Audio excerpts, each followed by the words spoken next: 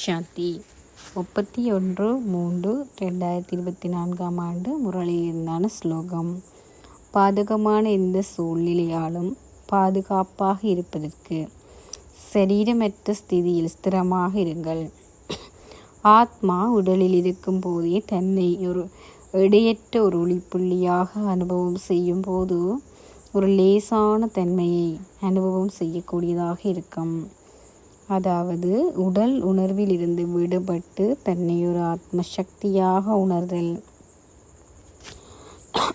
உடலை பற்றிய உணர்வில் இருந்து விடுபட்டாலே ஏனைய உறவுகள் மற்றும் தொடர்புகள், உடைமைகள் போன்றவற்றிலிருந்து எம்மால் விடுபட முடியும்.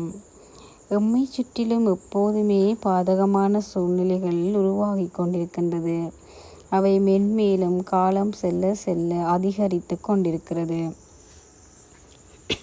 ஆத்ம உணர்வில் இருந்து கொண்டு சரீரமற்ற ஸ்திதியை அனுபவிக்கும் போது எமக்குள் உருவாகும் சக்தி அதிர்வுகள் எம்மை சுற்றிலும் ஏதேனும் பாதகமான சூழல் உருவாகும் போது அவற்றை வெற்றி கொள்ள அவை செய்கின்றது. சரீரமற்ற ஸ்திதி என்பது ஒரு சக்தி வாய்ந்த ஸ்திதியாகும்.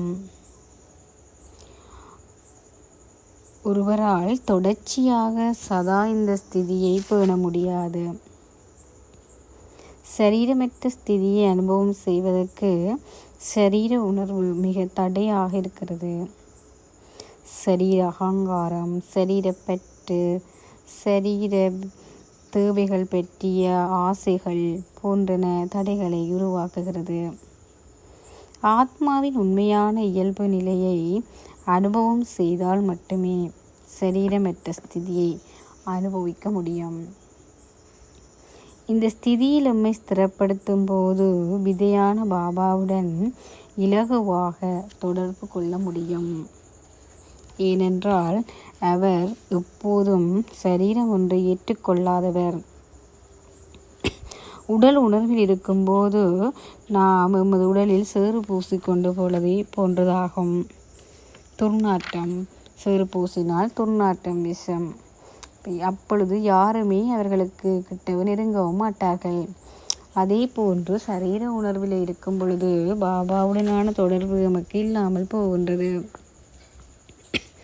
சரீர வேதனை அனுபவிக்கும் போது எவரொருவர் சரீரமற்ற ஸ்திதியில் இருக்கின்றாரோ அவரால் இலகுவாக சரீர வேதனையை தாங்கிக் கொள்ள முடியும்.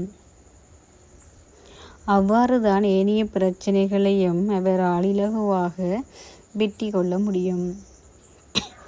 எமது இறுதி ஸ்திதி, அதாவது ஆத்மஸ்வரூபம், சரீரமற்ற ஸ்திதியை நாம் இப்பொழுதிலிருந்தே பயிற்சி செய்ய வேண்டும். நீண்ட கால பயிற்சி இறுதியில் நமக்கு பலனை கொடுக்கும். ஓம் சாந்தி.